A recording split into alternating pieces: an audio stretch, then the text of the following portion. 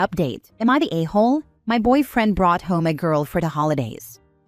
Original post. I, 24 female, am with my longtime boyfriend and best friend since birth. 23 male, let's call him Will. A little backstory. Our moms were best friends in high school, and since we are less than a year apart, we grew up very close and always hung out. Will, his twin brother, let's call him Wyatt, and I were always together growing up, going on vacations, having sleepovers during the summer, etc. Will and I have basically had crushes on each other since we were in elementary school, but we only officially started dating when I was a sophomore and he was a freshman in high school.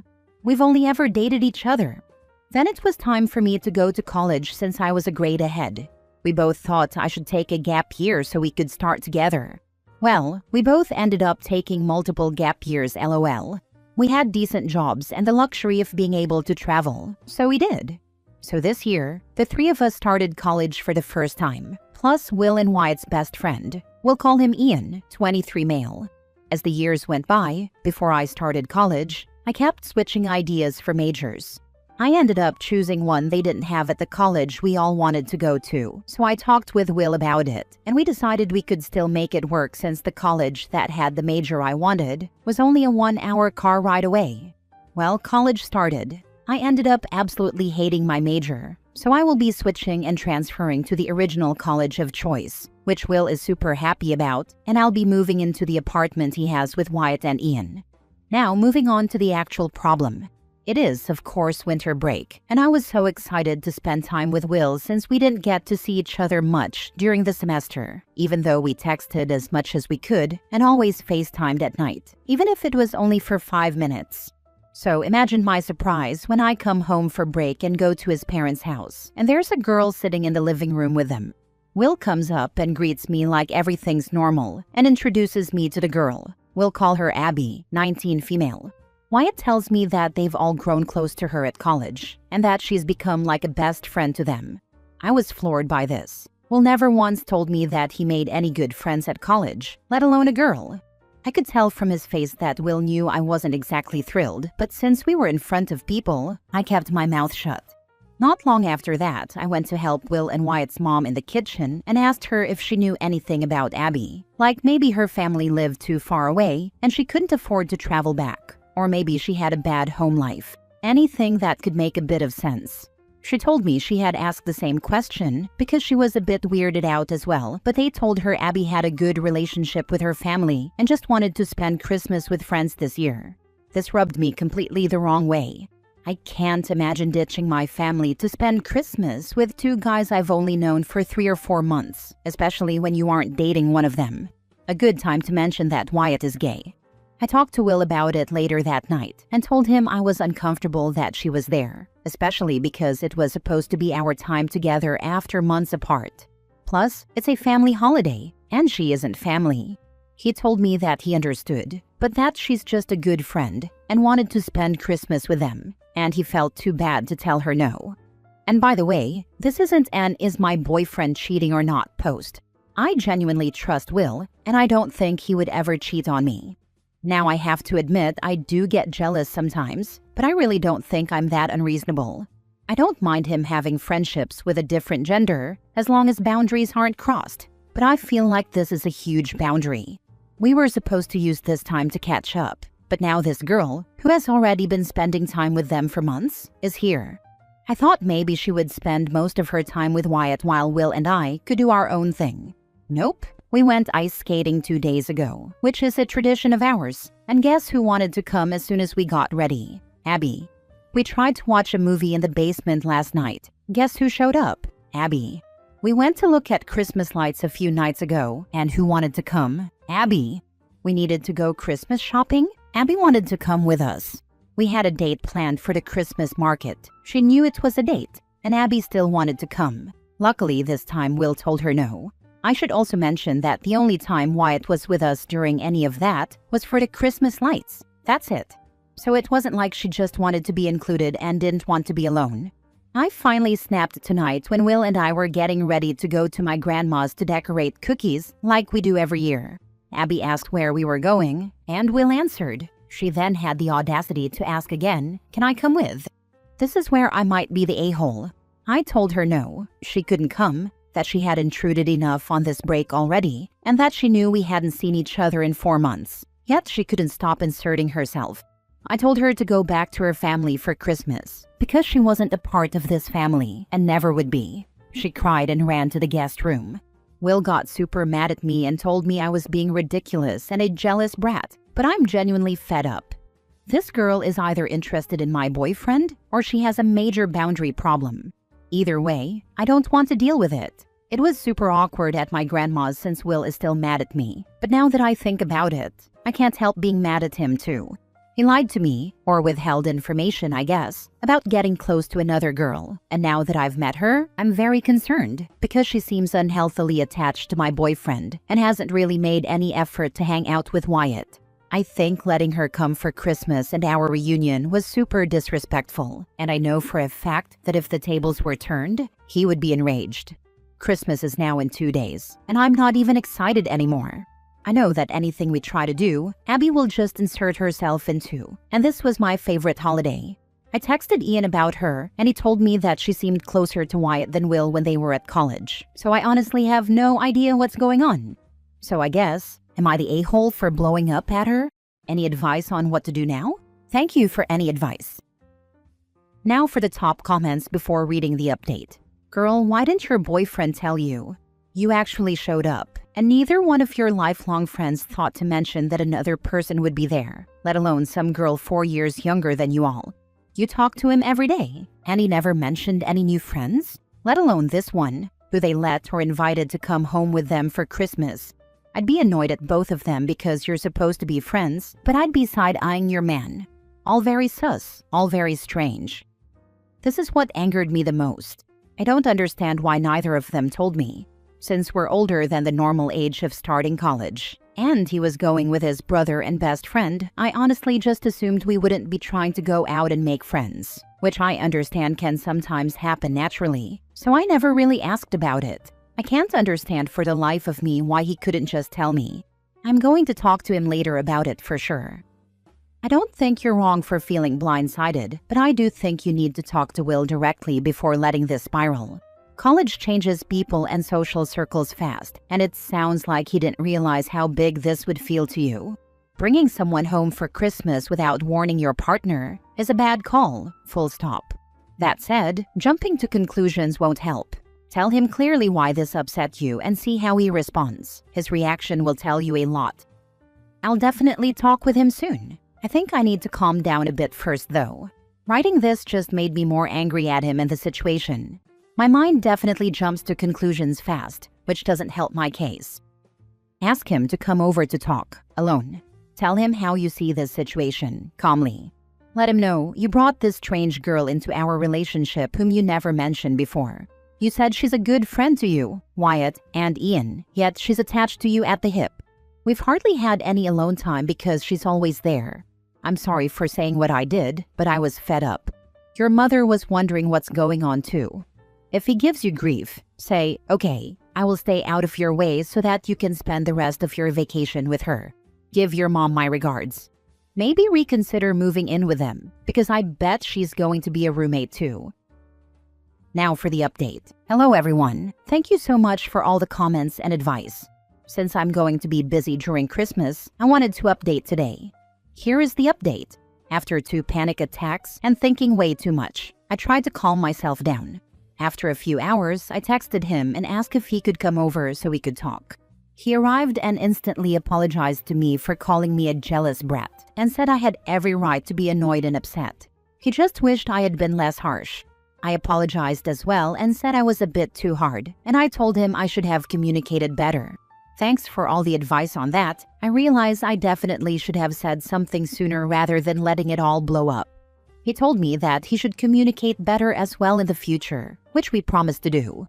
After that, I immediately asked why he had kept his friendship with her a secret in the first place.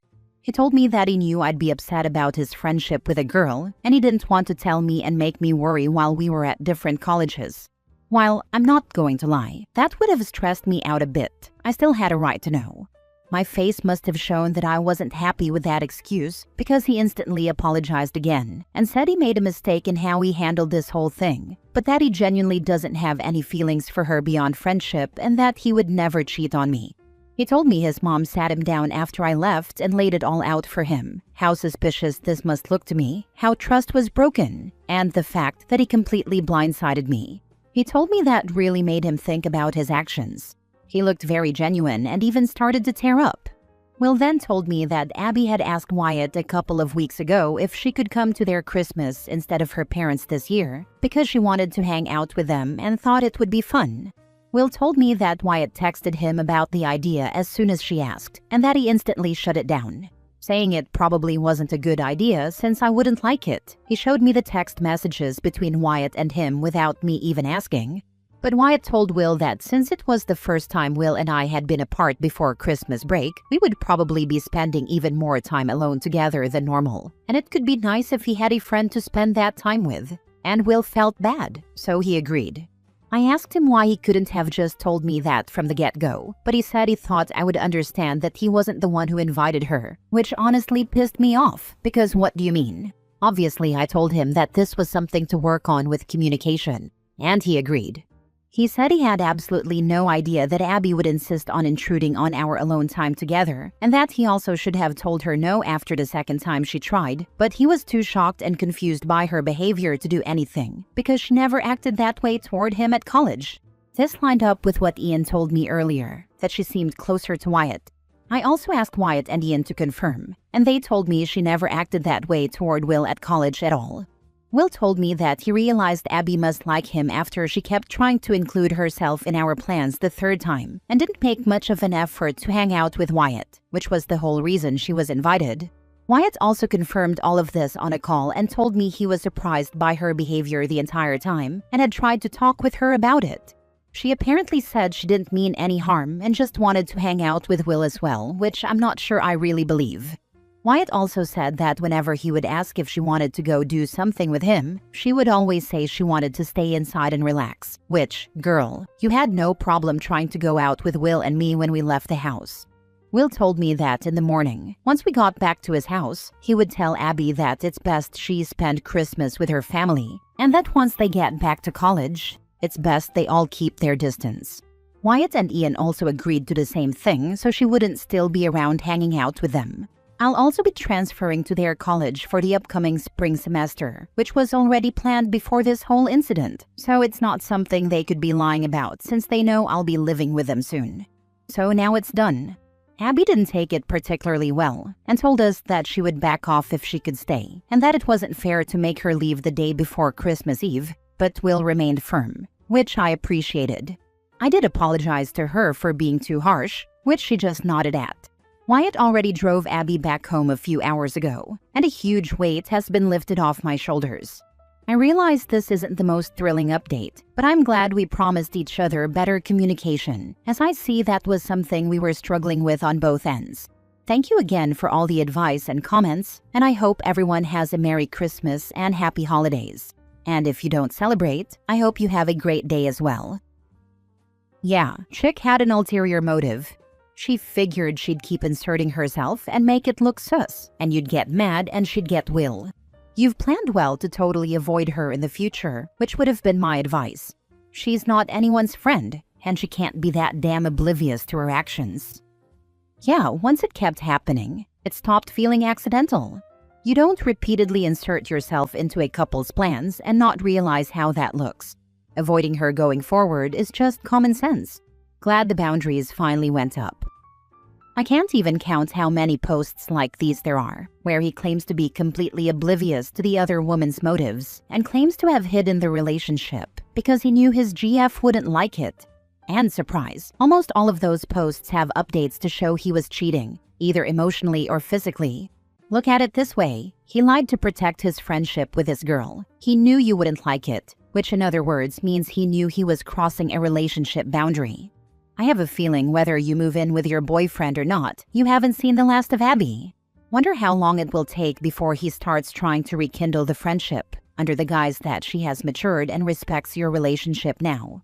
For your sake, I hope this was a life lesson for your boyfriend and he matures and doesn't lie about his behavior again. At least you know his mom has your back. Good luck, OP. Last story. Am I the a-hole for no longer wanting to be around my partner's family after her father falsely accused me of something serious? My partner's father falsely accused me of sexually looking at my mother-in-law due to his own jealousy issues, forced me out of the house, separated me from my kids for a time, never took accountability, and continues toxic behavior. I no longer want contact with her parents, but my partner still maintains a relationship with them.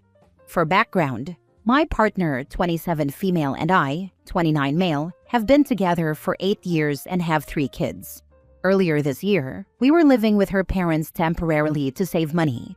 Her father, Tony, has long-standing jealousy and control issues toward my mother-in-law. This includes accusing her of inappropriate behavior, controlling what she wears, and frequent emotional outbursts. I always stayed out of it out of respect.